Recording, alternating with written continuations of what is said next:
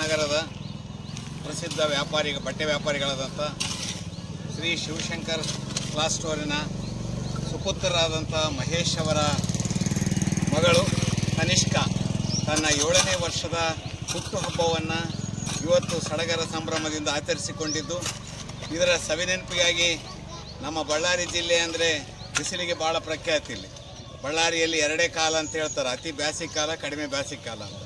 ಇಂತಹ ಸಂದರ್ಭದಲ್ಲಿ ಈ ಬೇಸಿಗೆಗೆ ಹಸಿರನ್ನು ಕೊಡ್ತಕ್ಕಂಥದ್ದು, ಮರಗಳನ್ನು ಬೆಳೆಸ್ತಕ್ಕಂಥದ್ದು, ಗಿಡ ಮರಗಳನ್ನು ಉಳಿಸ್ತಕ್ಕಂಥದ್ದು ನಿಮ್ಮೆಲ್ಲರ ಕರ್ತವ್ಯ.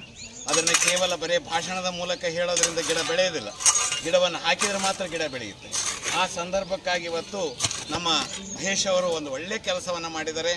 ತಮ್ಮ ಮಕ್ಕಳ ಹುಟ್ಟುಹಬ್ಬದ ಅಂಗವಾಗಿ ಇವತ್ತು ನಮ್ಮ ಸಿರುಗುಪ್ಪ ನಗರದ ನಮ್ಮ ಶ್ರೀನಿವಾಸ, ಶ್ರೀ ಆಂಜನೇಯ, ಶ್ರೀ ಶನೀಶ್ವರ ದೇವಸ್ಥಾನದ ಪಕ್ಕದಲ್ಲಿ ಗಿಡಗಳನ್ನು ನೆಡುವುದರ ಮೂಲಕ ತಮ್ಮ ಮಗಳ ಹುಟ್ಟುಹಬ್ಬವನ್ನು ಹಸಿರೇ ಉಸಿರು ಅಂತ ಹೇಳ್ತೀವಿ.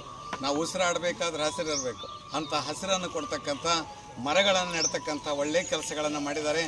ಈ ಕೆಲಸವನ್ನು ಮಾಡಿದ್ದನ್ನು ದೇವರು ಮೆಚ್ತಾನೆ, ಭಗವಂತ ಮೆಚ್ತಾನೆ. ಆ ಒಂದು ತನಿಷ್ಕಾ ಆಯುರಾರೋಗ್ಯ, ಆಯುಷ್ಯ, ಸಂಪತ್ತನ್ನು ಆ ಮಗುವಿಗೂ ಅವರ ಕುಟುಂಬಕ್ಕೂ ಆ ಭಗವಂತ ನೀಡಲಿ ಅಂತೇಳಿ ನಾವು ಶುಭ ಹಾರೈಸುತ್ತೇನೆ.